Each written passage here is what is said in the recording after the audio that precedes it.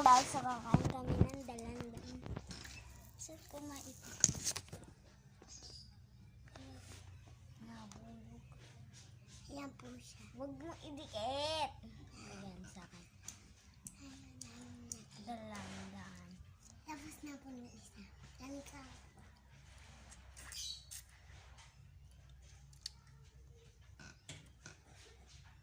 Sobrang asin niya guys.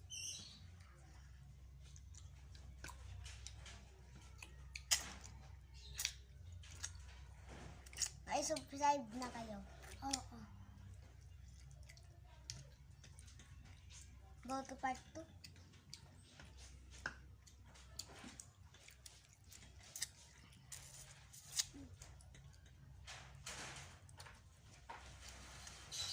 Tapos na guys.